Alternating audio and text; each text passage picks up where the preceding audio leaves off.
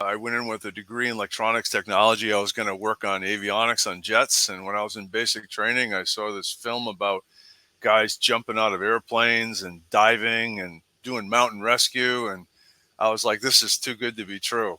So I tore up my contract and went after it. It was a 90% dropout, and there really was. We started with about 78 in the class. We graduated with 7 2 years later. And my first duty station was Iceland. My first rescue was in 30-foot seas at night. A Norwegian sailor had fell down a stairwell and had thoracic spinal column severance and was in spinal shock. And we flew out. 300-foot ship was pitching so much the propellers were coming out of the water as the nose would as the bow would go up, and I hoisted down from a helicopter to that moving target with my boss, wondering, I hope he knows what he's doing because this was my first. We got air medals for the rescue, and it was an incredible experience, and that started it. I did it for 10 years until I was 34. I augmented the 17th, 24th guys known as the Hill, all long-haired beard dudes for Panama.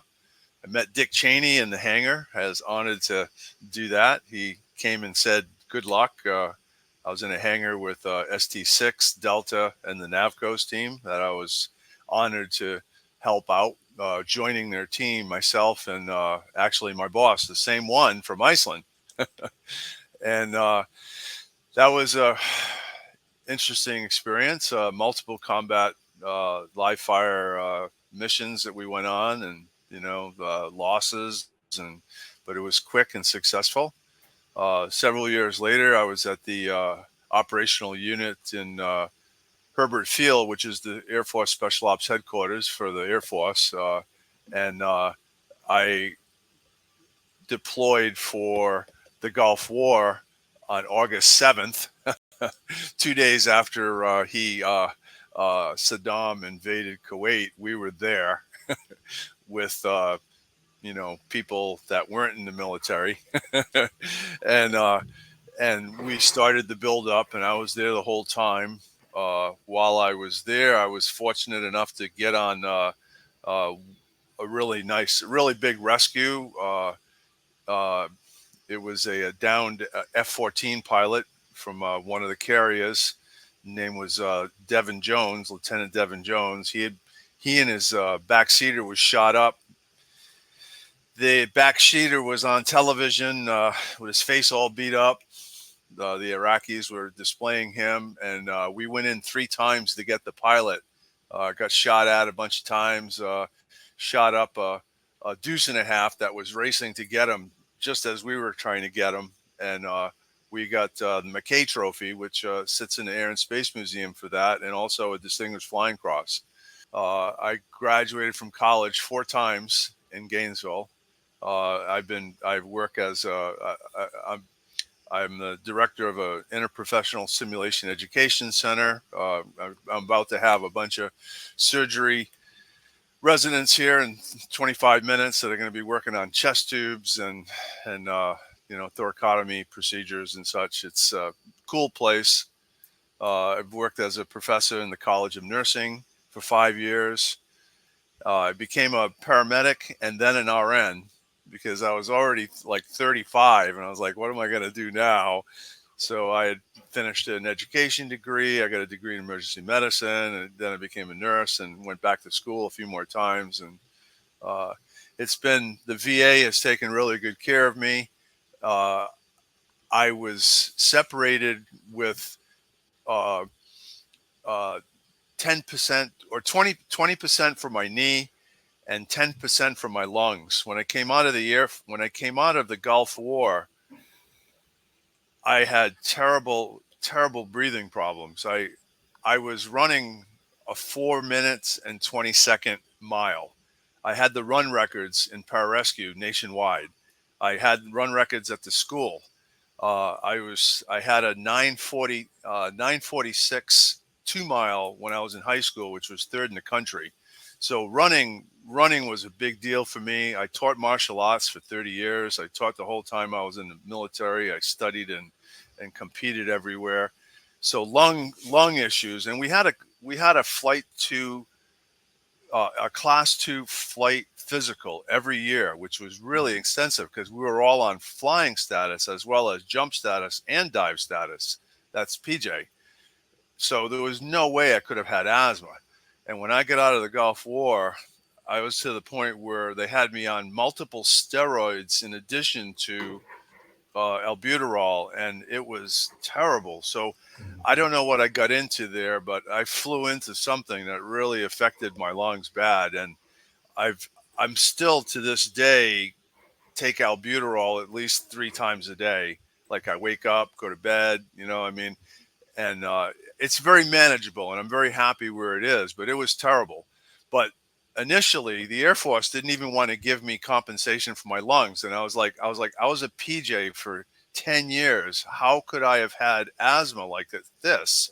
So that's how terrible the process was. I finally wrote a letter with General McPeak, the chief of staff for the Air Force, which I have a picture of him shaking my hand in front of the McKay Trophy at the Pentagon.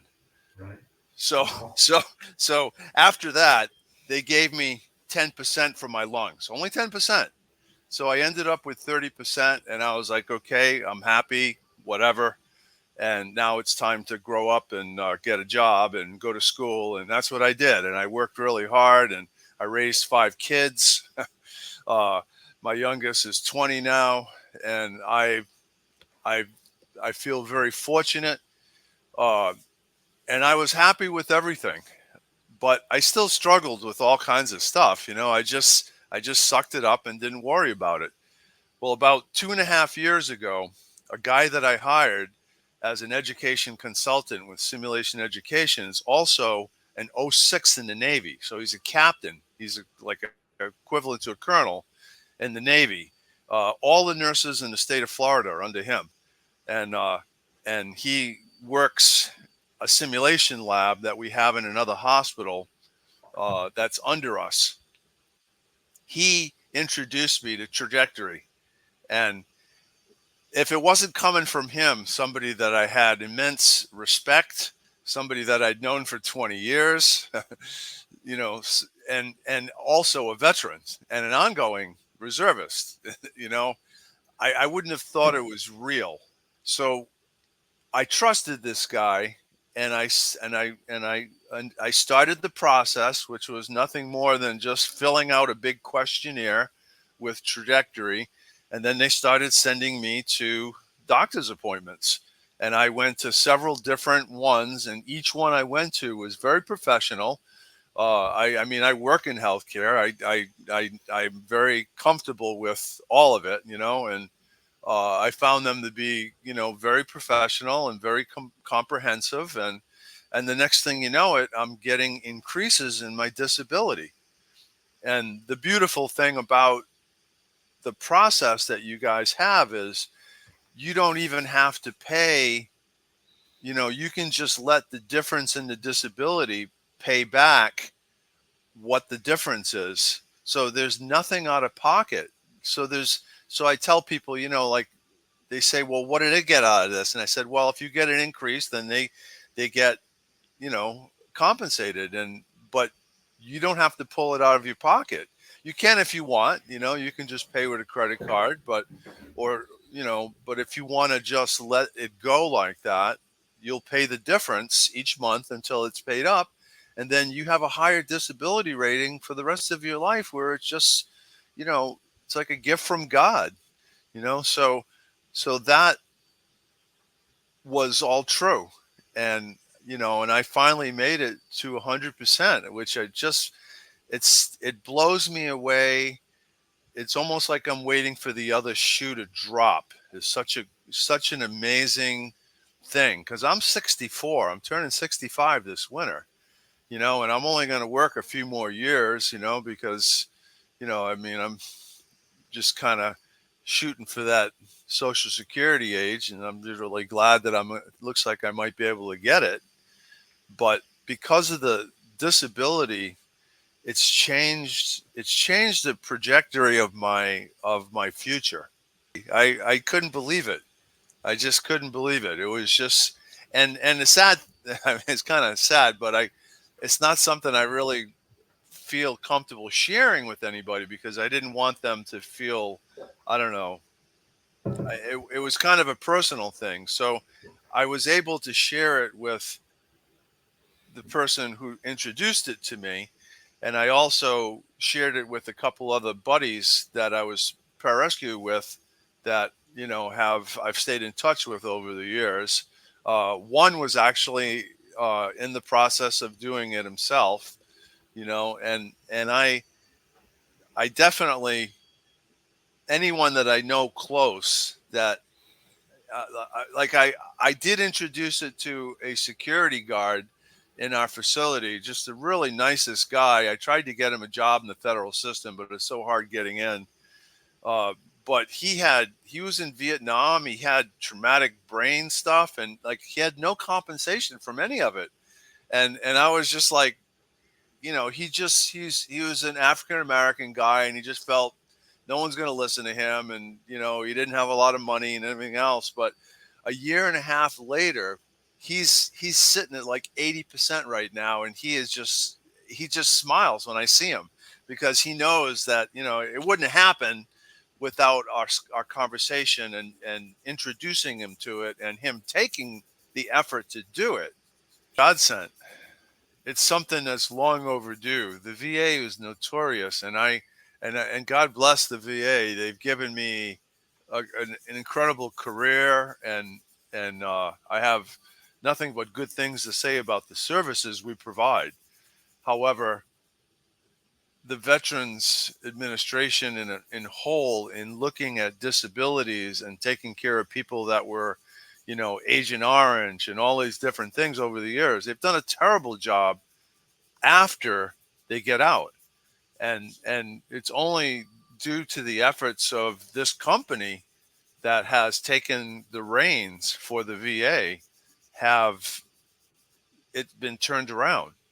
So I can't praise you guys enough. And I tell anybody that I feel close enough and I understand that they had a substantial job in the military and this and substantial time in the military and legitimate situations that have not been addressed, that they should go forward and do whatever it takes to get in touch with you guys and start the process and let you take over. The process was very respectful and just,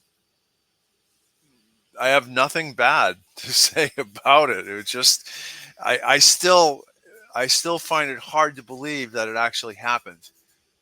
I totally support your mission. I believe in it.